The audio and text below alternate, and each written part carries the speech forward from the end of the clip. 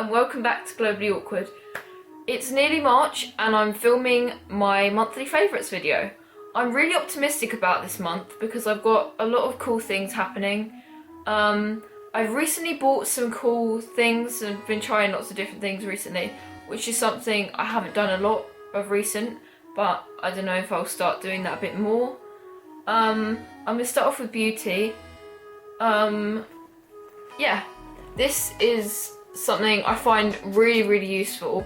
It's a really nice size. It's a Zoella bag thing. I don't know actually what it's called, but it's just one of the larger Zoella bags. You just got the eyes on, and I just really like. I just like the style and the colour. It's like there's got a texture to the spots. I really like the size of it. I use it all the time. It fits most things in it. For example, something like this, which is the Tiny Burr cheek palette. I really like it. What even is in here? Hello. I've got like lip glosses and things like that in there. I find it's a really nice size. Really like it. I recommend it if you're looking for something slightly bigger, because I also have the coin purse and sometimes it can be a bit small. For Christmas I got this. I really love it. It's this. The Ted Baker Treasure Trove. It's got some really nice stuff in. I really like all of the products in it. It's just got so many great things in, and some of the colours are really nice, and I love the brushes. The brushes are really nice. I would love to have MAC brushes, to be honest, but they are so expensive, as many of you will probably know. If you're girls, obviously. There's like lipstick, nail varnish, eyeshadow, colours, a couple of different brushes, and yeah, I just really like it. It's really nice quality. Ted Baker is actually a really nice brand. They can be slightly expensive, but I really think this is worth it. It's a really nice set of colours and shades, and the quality is great, because one thing I find with high street brands sometimes, they don't always give you quite the quality you want. Particularly with brushes, the little fibres fall out, and that's something I find really annoying. Makeup theme. I'm gonna be honest, I watched one of Zoella's videos and I saw this particular item and thought, oh my god, I really want one of those, I really like it. And it's this. It's an NYX, I don't know, what is it called? Highlight and Contour Pro palette. It's really nice. It's got really nice colours in it. I pretty much use this one, that one, and these two most of the time. So it's basically these four. But I haven't really had a chance to explore the others. But those are the ones I have used. I just really like the shades, although I do find that you have to work your way into it quite a lot to get something out of it, which can be kind of difficult. But I'm really looking forward to using this a bit more, because I've only used it on a couple of different kind of. I went over. Oh, if you saw my vlog, hopefully I would have put it up by now, but I don't know.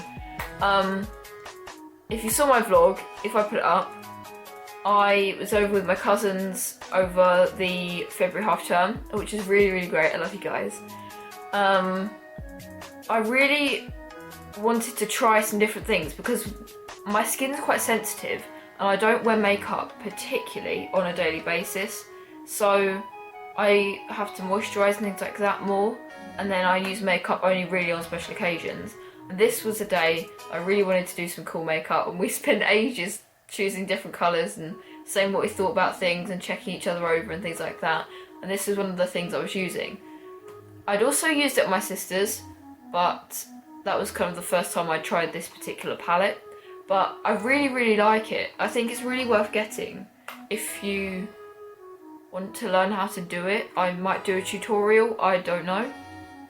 Recommend this palette if you are into highlight and contour and things like that. They're really, really useful. I really like it.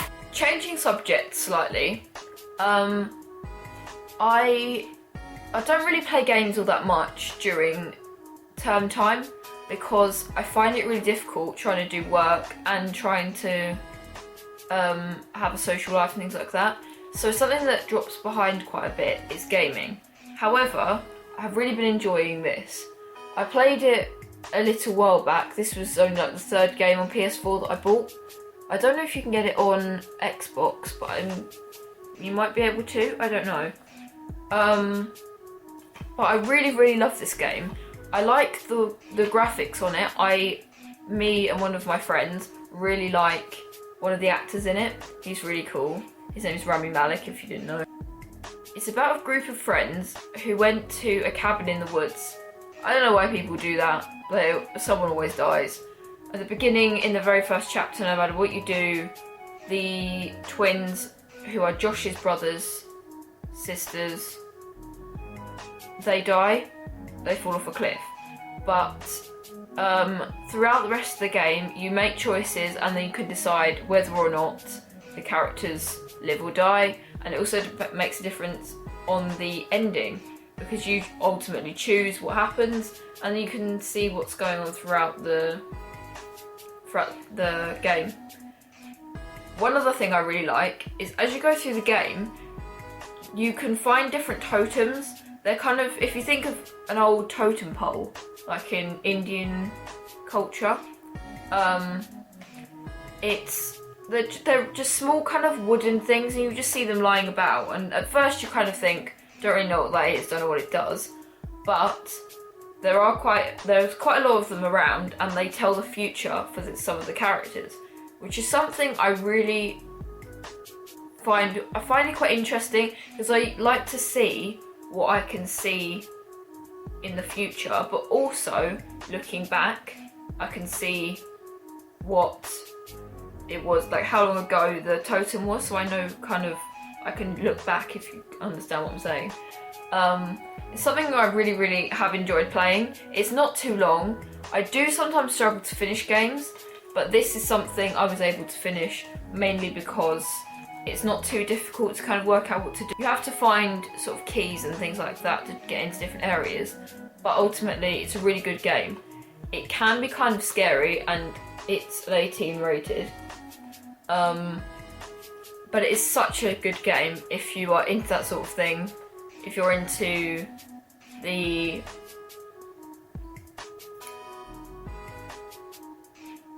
butterfly effect, which is something I've really got into and I really, really like. Sticking with the theme of games, this is something I was playing over Christmas and I was thinking about it the other day and I really, really like this game. It's quite old, this particular edition, but there are up-to-date versions. It is a board game, but it's something that I really, really like. I used to play it a lot as a kid with my sister. It's Frustration. It's quite a simple game. You can play it with sort of younger brothers and sisters. This is the board, if I can try and show it to you. This is left over from the last time we played, so I won. If you saw my vlogs from Christmas, you will know what happened the last time I played it. It's quite a simple game. You start off in your area, so if you're blue you'd start there, and you go around the board and you have to try and get into this bit because you start off here. It's not too difficult, but it is so frustrating. You think, oh, it's called Frustration, it'll be fine. Actually, it's quite annoying. You press this and the dice, I can't press it like this, I don't think, and it makes this like clicking sound and it rolls the dice for you, which I think is really clever because the amount of times I lose a dice is crazy, and sometimes I make them really, really small and that can be really annoying. Thank you so much for watching, guys. Didn't want to make this too long. I am going out this evening and it's already quite late, as you might be able to tell from the lighting, I don't know. Thank you so much for watching. Leave a like if you enjoyed. Tell me anything you've been loving in this month. Like, comment, subscribe. See you next week. Bye!